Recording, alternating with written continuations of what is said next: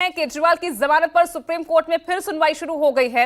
केजरीवाल के वकील अभिषेक मनु सिंघवी की दलील है, एजेंसियां केजरीवाल को जेल में रखना चाहती है। रिहाई रोकने के लिए सीबीआई ने गिरफ्तार किया।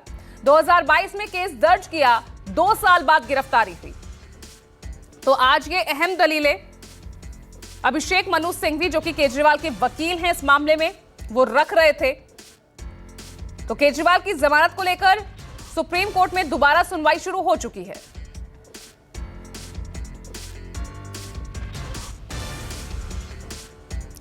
और सुप्रीम कोर्ट से मेरे साथ सहयोगी प्रभाकर मिश्रा सीधा जुड़ रहे हैं।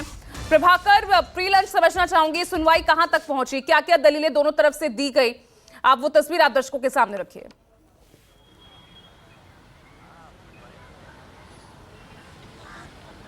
देखिए, लंच के पहले अरविंद केजरीवाल की तरफ से उनके वकील अभिषेक मनु सिंघवी जमानत पर दलीलें दे रहे थे और उन्होंने सुप्रीम कोर्ट के ही फैसलों का जिक्र किया। जो मनीष सिसोदिया के मामले में सुप्रीम कोर्ट ने जो बात कही थी, जो के कविता के मामले में, जो कि दोनों इस मामले में ही आरोपी हैं, इनके मामले में जो सुप्रीम कोर्ट ने अपने फैसले में कहा था, उसको सुप्रीम कोर्ट के संज्ञान में लाया कि माय लॉर्ड, इस मामले में अभी निकट भविष्य में ट्रायल पूरा होने की संभावना नहीं है, इसलिए जमानत दे दी जाए। दूसरा, मनीष सिसोदिया के मामले में सुप्रीम कोर्ट ने कहा था कि मनीष सिसोदिया डिप्टी सीएम हैं, उनका समाज में डीप रूट है, ऐसे में वो गवाहों को प्रभावित कर सकते हैं या सबूतों के से छेड़छाड़ कर सकते हैं, ये नहीं कहा जा सकता।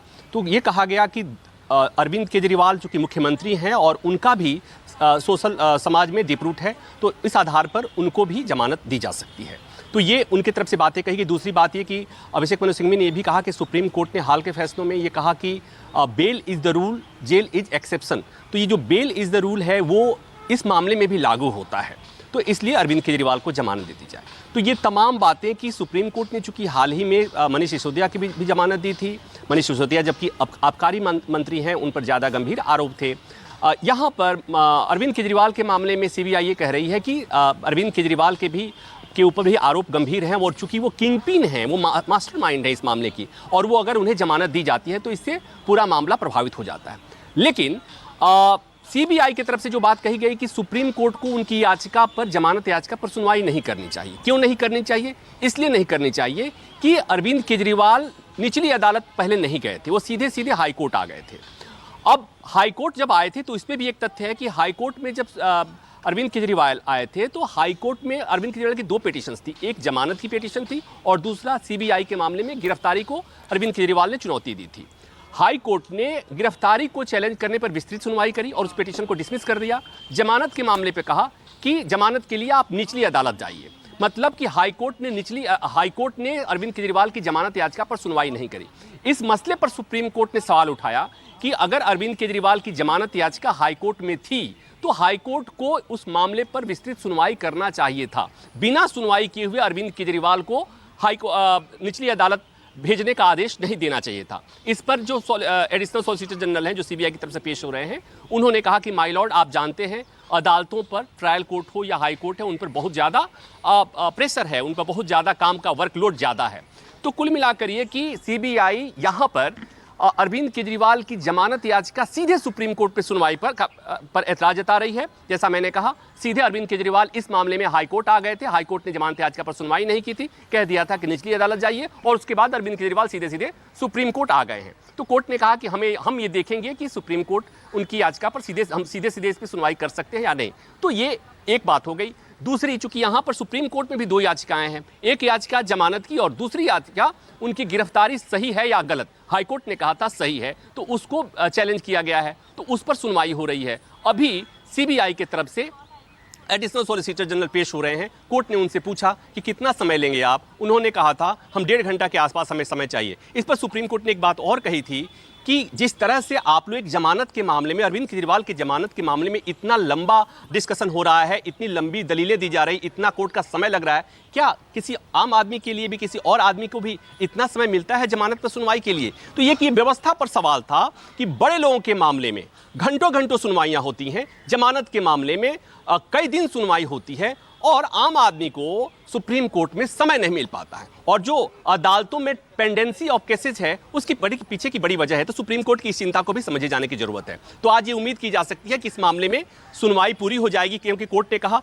कि आप भी अपनी दलीलों को जल्दी से जल्दी पूरा कर लीजिए। तो उम्मीद की जा सकती है कि एक सवा घंटा के अंदर इस मामले में सुनवाई पूरी हो जाएगी। सुनवाई होने के तत्काल बाद सुप्रीम कोर्ट फैसला सुनाता है या नहीं अभी नहीं कहा जा सकता, लेकिन इतना तय है कि सुनवाई पूरी हो जाएगी। और उसके बाद दो विकल्प होगा, या तो कोर्ट फैसला सुरक्षित कर लेगा या कोर्ट ये कहेगा, कोर्ट जमानत के मामले में आज ही फैसला सुना सकता है और गिरफ्तारी को चुनौती देने वाली की गिरफ्तारी उनकी सही है या गलत, उस पर कोर्ट बाद में सुनवाई करे या बाद में फैसला सुनाए। बिल्कुल, तो आज की ये सुनवाई बहुत अहम हो जाती है।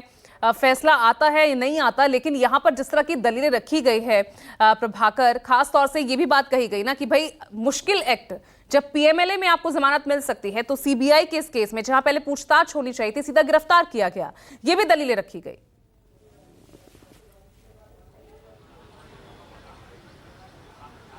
निश्चित तौर पर चूंकि ये कहा जाता है और ये है, एक तथ्य है कि पीएमएलए एक्ट यानी जो मनी लॉन्ड्रिंग का कानून है उसमें जमानत की शर्तें बहुत मुश्किल है। सेक्शन 45 का जो ट्विन कंडीशन है कि आरोपी को ये बताना होता है, ये साबित करना होता है कि पहले तो बेगुनाह है, प्राइमा फेसी बेगुनाह है, और दूसरा कि वो अगर जमानत मिलती है तो भविष्य में उस तरह का वो कोई अपराध नहीं करेगा। और ये ट्विन कंडीशन ऐसा है जिसके चलते लोगों को जमानत नहीं मिल पाती है। तो कोर्ट ने कहा कि ईडी के मामले में अरविंद केजरीवाल को जमानत मिल गई है, सीबीआई के मामले में जमानत क्यों नहीं दी जा सकती, जिसके जो मुश्किल जो टफ एक्ट है उसमें अगर जमानत मिल जा सकती है, जिसके प्रावधान ज्यादा स्ट्रिंजेंट है उसमें अगर जमानत मिल सकती है, तो सीबीआई के मामले में जमानत क्यों नहीं मिल सकती है। तो ये एक और दूसरी महत्वपूर्ण बात यह कि जो अरविंद केजरीवाल की तरफ से जो दलीलें दी गई हैं, वो चाहे वो के कविता का मामला हो या मनीष सिसोदिया का मामला हो, कोर्ट ने दोनों मामलों में जब फैसला लिखाया था तो ये कहा था कि आरोपी लंबे समय तक जेल में रह चुके हैं, दूसरा निकट भविष्य में जल्दी में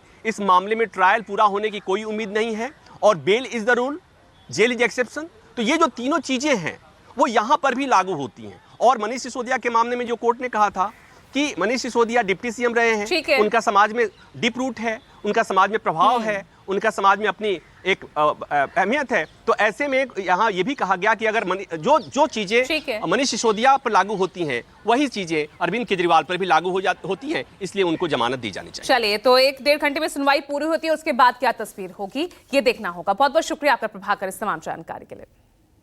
और आइए अब देख लेते हैं इस